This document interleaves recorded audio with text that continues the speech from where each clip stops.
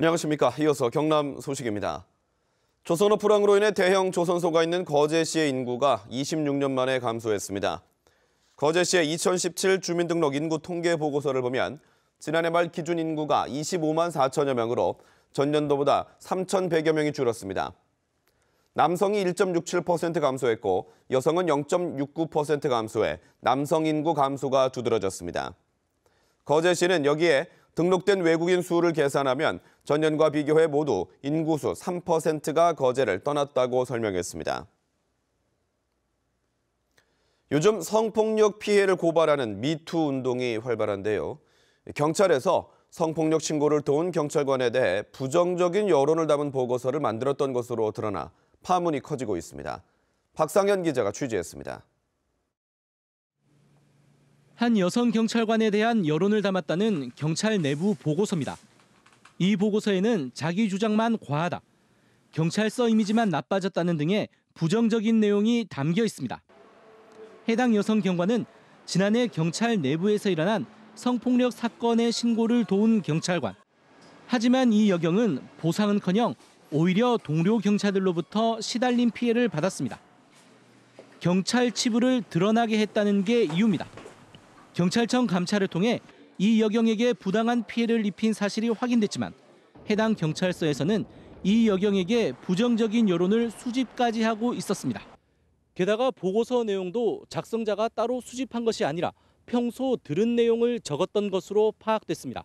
여성인권단체는 단순히 여론 동향을 조사한 게 아니라 개인 사찰에 해당한다며 기자회견을 열기로 하는 등 적극 대응하기로 했습니다. 안 좋게 평가를 해서 이 사람이 여기 직장에서 계속 일을 하지 못하게끔 만드는 그런 의도가 있지 않는가, 저희들은 그렇게 생각해서 개인 사찰이다. 한편 경남경찰청은 보고서 작성과 관련한 경찰관 2명에 대해 문책성 전보 조치를 내리고 진상조사단을 꾸려 보고서 작성 경위와 전파 경로 등을 확인하기로 했습니다. KBS 뉴스 박상현입니다.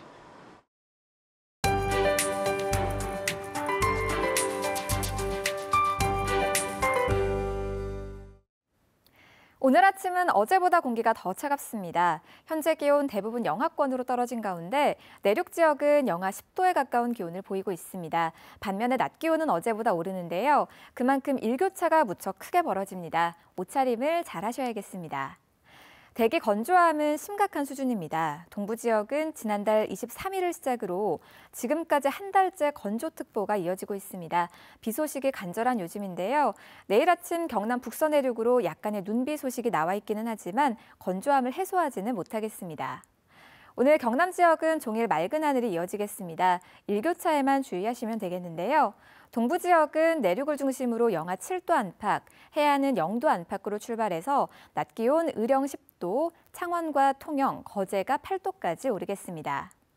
경남 서부 지역은 현재 기온 영하 9도에서 영하 2도 사이로 어제보다 거의 10도 정도 낮은 곳도 있는데요. 낮 기온은 합천과 진주, 사천이 9도로 어제보다 2, 3도 정도 높겠습니다. 오늘 해상에는 별다른 특보 상황 없이 물결 잔잔하게 일겠습니다. 내일부터는 다시 평년 기온을 회복하면서 이후로는 계속 온화한 날씨가 이어지겠습니다. 기상정보였습니다.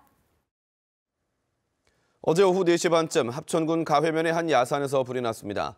불이 나자 산림당국은 헬기 8대와 차량 9대, 인력 420명을 투입했지만 밤이 되면서 진화에 어려움을 겪었습니다. 불은 임야 1헥타르를 태우고 밤 10시 반에 꺼졌습니다.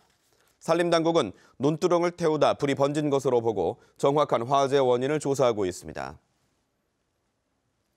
유명 연극 연출가 이윤택 씨가 성추문에 휩싸인 데 대해 김해 씨가 이 씨가 운영하던 김해 예술 창작 스튜디오에 대한 위수탁 협약을 해지했습니다. 김해 씨는 창작 스튜디오 운영 주체인 이윤택 씨의 도덕성에 흠집이 난 만큼 계속해서 김해 예술 창작 스튜디오를 운영할 수 없다고 판단했습니다. 경남 소식이었습니다.